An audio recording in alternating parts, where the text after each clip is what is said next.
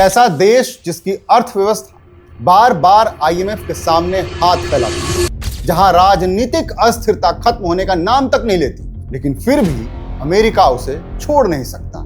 चीन उस पर अरबों डॉलर का दांव लगा रहा है। भारत उसे अपने सबसे बड़े सुरक्षा खतरे के रूप में देखता है और पूरी दुनिया उसकी हर हलचल पर नजर रखती है। दुनिया की राजनीति में एक कहावत है, ज्योग्राफी इज डेस्टिनी। पाकिस्तान इसका सबसे बड़ा उदाहरण है। पाकिस्तान की लोकेशन उसे सामान्य देशों से अलग बनाती है। अफगानिस्तान में कोई भी सत्ता परिवर्तन हो, उसका असर सबसे पहले पाकिस्तान पर पड़ता है। अगर पाकिस्तान सिर्फ एक कमजोर अर्थव्यवस्था वाला देश होता तो शायद दुनिया उसे इतनी अहमियत नहीं देती, लेकिन पाकिस्तान के पास वो चीज है जो पूरी दुनिया को उसे गंभीरता से लेने के लिए मजबूर करती है। और वो चीज क्या है? वो है,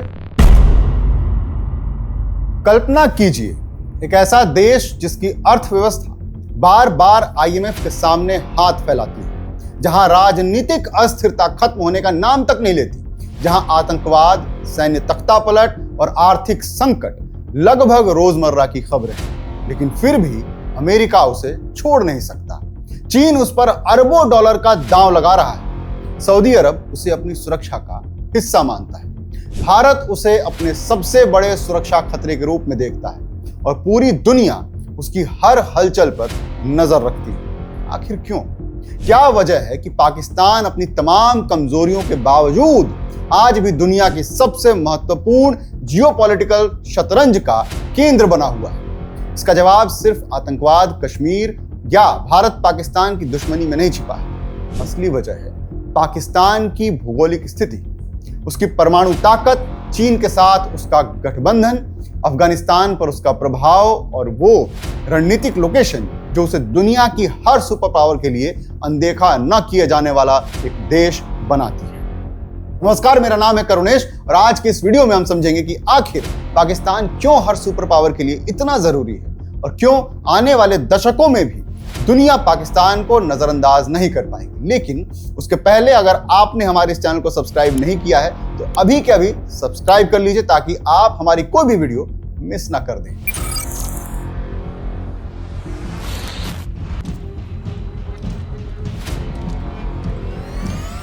दुनिया की राजनीति में एक कहावत है, ज्योग्राफी इज डेस्टिनी, यानी किसी देश की भौगोलिक स्थिति ही उसकी किस्मत तय करती है।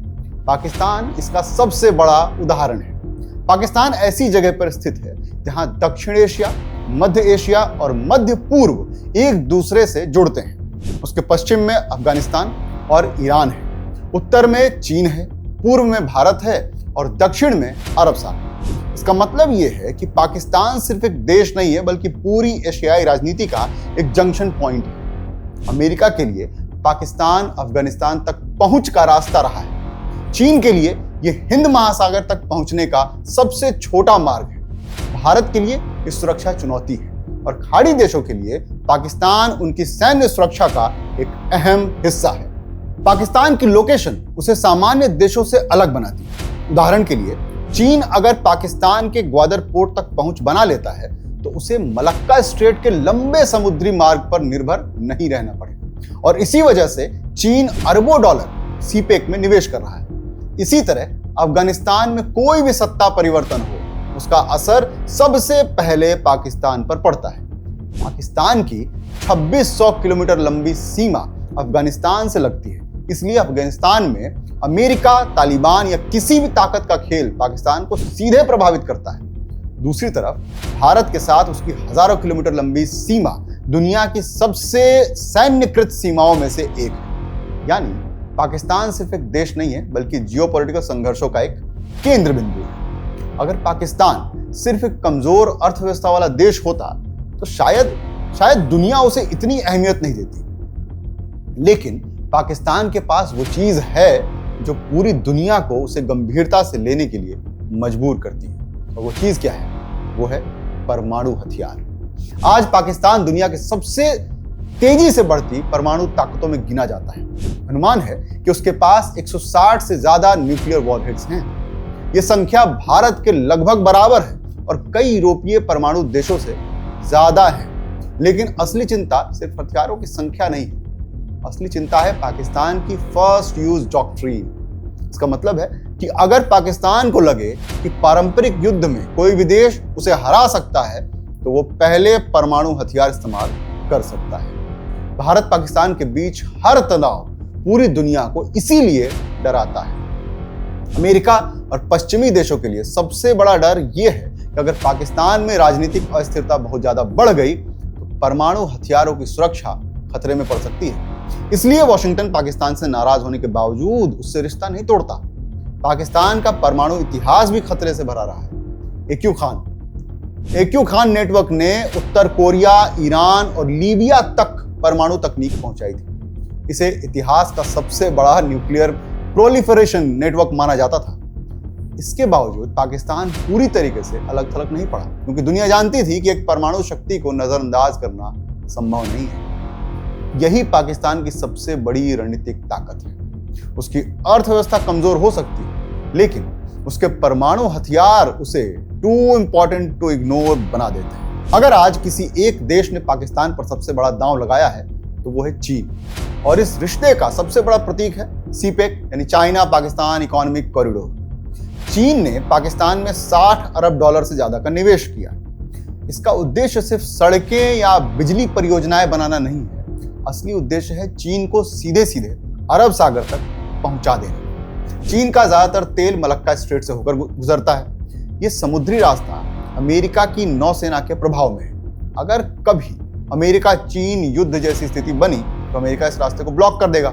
इसलिए चीन को एक वैकल्पिक रास्ता बनाना ही है। पाकिस्तान ने उसे वही रास्ता दे दिया। सी पैक के जरिए पाकिस्तान का शिनजियांग प्रांत सीधे सीधे ग्वादर पोर्ट से जुड़ जाता है। इसका मतलब चीन अब हिंद महासागर तक पहुंच सकता है आराम से। यही वजह है कि भारत और अमेरिका दोनों सी पैक को सिर्फ आर्थिक परियोजना नहीं मानते हैं, बल्कि रणनीतिक चुनौती भी मानते हैं। भारत की सबसे बड़ी आपत्ति यह है कि सी पैक गिलगिट बाल्टिस्तान से होकर गुजरता है, जिसे भारत अपना हिस्सा मानता है। वहीं अमेरिका को डर है कि भविष्य में ग्वादर पोर्ट चीन के नौसैनिक बेस में बदल सकता है। अगर ऐसा हुआ तो हिंद महासागर में चीन की मौजूदगी बहुत मजबूत हो जाएगी। लेकिन पाकिस्तान के लिए सी पैक सिर्फ पैसा नहीं है, यह उसकी रणनीतिक ताकत है। अब पाकिस्तान अमेरिका और चीन दोनों के बीच संतुलन बनाकर फायदा उठा सकता है। यही वजह है कि पाकिस्तान खुद को सिर्फ दक्षिण एशिया का देश नहीं, बल्कि चीन की वैश्विक रणनीति का एक अहम हिस्सा मानता है। अमेरिका और पाकिस्तान का रिश्ता दुनिया के सबसे जटिल रिश्तों में गिना जाता है। दोनों देशों ने एक दूसरे का इस्तेमाल भी खूब किया और एक दूसरे पर भरोसा भी कभी पूरी तरीके से नहीं कर पाए। शीत युद्ध के दौरान, कोल्ड वॉर जब हो रहा था, पाकिस्तान अमेरिका का करीबी सहयोगी रहा। उसने सिएटो और सेंटो यानी CSEATO और CENTO जैसे अमेरिकी गठबंधनों में हिस्सा लिया।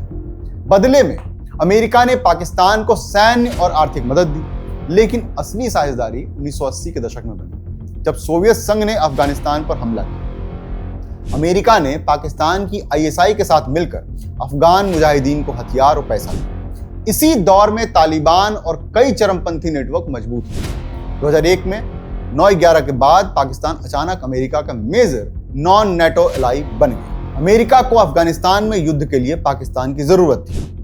अगले कुछ वर्षों में अमेरिका ने पाकिस्तान को $33 अरब से ज्यादा सहायता दी। इसी दौरान अमेरिका को यह भी महसूस हुआ कि पाकिस्तान एक तरफ अमेरिका से पैसा ले रहा है और दूसरी तरफ तालिबान को पूरी तरह खत्म भी नहीं कर रहा है। 2011 में जब ओसामा बिन लादेन पाकिस्तान के एबटाबाद में मिला तो अमेरिका और पाकिस्तान के रिश्ते सबसे निचले स्तर पर पहुंच गए। उसके बाद अमेरिका पाकिस्तान से रिश्ता खत्म नहीं कर पाया। कारण साफ था, परमाणु हथियार, अफगानिस्तान और चीन। अमेरिका जानता है कि अगर पाकिस्तान पूरी तरह चीन के प्रभाव में चला गया तो दक्षिण एशिया में शक्ति संतुलन बदल जाए। यानी यह रिश्ता भरोसे पर नहीं, मजबूरी पर भी टिका हुआ है। अगर पाकिस्तान की राष्ट्रीय पहचान को किसी एक चीज ने सबसे ज्यादा प्रभावित किया है तो वो है भारत। 1947 का विभाजन सिर्फ राजनीतिक घटना नहीं थी, बल्कि एक ऐसा जख्म था जिसने दोनों देशों की राजनीति को हमेशा के लिए बदल दिया। पाकिस्तान की सेना और सुरक्षा नीति का बड़ा हिस्सा भारतीय खतरे के इर्द गिर्द बना है। यही कारण है कि पाकिस्तान ने अपनी कमजोर अर्थव्यवस्था के बावजूद भारी सैन्य खर्च बनाए रखा। भारत और पाकिस्तान 4 युद्ध लड़ चुके हैं, 1947, 1965, 1971 और 1999 का कारगिल युद्ध। इसके अलावा कश्मीर को लेकर के लगातार तनाव बना रहता है। पाकिस्तान ने वर्षों तक कश्मीर में प्रॉक्सी वॉर की रणनीति अपनाई। लश्कर ए तैयबा, जैश ए मोहम्मद जैसे संगठनों के जरिए भारत पर दबाव बनाने की कोशिश की गई, लेकिन समय के साथ भारत और पाकिस्तान के बीच शक्ति संतुलन तेजी से बदल गया। आज भारत की अर्थव्यवस्था पाकिस्तान से कई गुना बड़ी है। भारत की सैन्य क्षमता भी कहीं ज्यादा मजबूत है और यही वजह है कि पाकिस्तान अपनी सुरक्षा के लिए परमाणु हथियारों पर ज्यादा निर्भर हो गया। भारत के लिए पाकिस्तान सिर्फ आतंकवाद का स्रोत ही नहीं है, बल्कि चीन पाकिस्तान गठबंधन का हिस्सा भी है। भारत को डर है कि चीन सीपे का ग्वादर के जरिए उसे रणनीतिक रूप से घेरने की कोशिश कर रहा है। इसलिए भारत की इंडो पैसिफिक रणनीति में पाकिस्तान अप्रत्यक्ष रूप से हमेशा मौजूद रहता है। यानी भारत पाकिस्तान दुश्मनी सिर्फ दो देशों की लड़ाई नहीं है, बल्कि पूरे एशियाई शक्ति संतुलन का एक हिस्सा बन चुकी है। दुनिया का शायद ही कोई दूसरा देश होगा जो एक साथ अमेरिका, चीन, रूस, भारत, सऊदी अरब और इस्लामिक दुनिया सभी की रणनीति में इतना महत्वपूर्ण होगा। अमेरिका पाकिस्तान को परमाणु सुरक्षा, आतंकवाद और चीन के संदर्भ में देखता है। चीन पाकिस्तान को अपने बेल्ट एंड रोड इनिशिएटिव का सबसे महत्वपूर्ण केंद्र मानता है। भारत पाकिस्तान को अपनी राष्ट्रीय सुरक्षा के सबसे बड़े खतरे में गिनता है। रूस पाकिस्तान के जरिए दक्षिण एशिया और मध्य एशिया में अपना प्रभाव बढ़ाना चाहता है। सऊदी अरब पाकिस्तान को इस्लामिक दुनिया की परमाणु ताकत के रूप में देखता है और मुस्लिम दुनिया में पाकिस्तान का महत्व इसलिए भी ज्यादा है क्योंकि वह दुनिया का एकमात्र परमाणु हथियार संपन्न मुस्लिम बहुल देश है। यही कारण है कि पाकिस्तान की आर्थिक कमजोरी के बावजूद उसकी रणनीतिक कीमत बहुत ज्यादा है। दुनिया की हर बड़ी शक्ति किसी न किसी कारण से पाकिस्तान के साथ रिश्ता बनाए रखना चाहती है, लेकिन पाकिस्तान की खासियत यह भी है कि उसने हमेशा इन ताकतों को एक दूसरे के खिलाफ बैलेंस करने की कोशिश की है। कभी अमेरिका से मदद ली, कभी चीन से निवेश लिया, कभी सऊदी अरब से आर्थिक सहयोग लिया। यानी पाकिस्तान सिर्फ सुपर पावर का मोहरा तक नहीं है, कई बार वो खुद भी इस खेल को अपने तरीके से खेलता रहता है। पाकिस्तान ने दशकों तक अफगानिस्तान को रणनीतिक गहराई यानी कि स्ट्रेटेजिक डेप्थ के रूप में देखा है। उसका मानना था कि अगर अफगानिस्तान में भारत समर्थक सरकार हुई तो पाकिस्तान दो तरफ से घिर जाएगा। इसलिए उसने तालिबान को समर्थन दिया। 1990 के दशक में पाकिस्तान की आईएसआई ने तालिबान को मजबूत करने में अहम भूमिका निभाई। शुरुआत में पाकिस्तान को लगा कि वो अफगानिस्तान में अपने प्रभाव वाली सरकार बना रहा है, लेकिन धीरे धीरे यही रणनीति उसके लिए सबसे बड़ा खतरा बन गई। तालिबान के साथ साथ पाकिस्तान में तहरीक तालिबान पाकिस्तान यानी कि टीटीपी भी मजबूत हो गया। इस संगठन ने पाकिस्तान के अंदर हजारों हमले किए।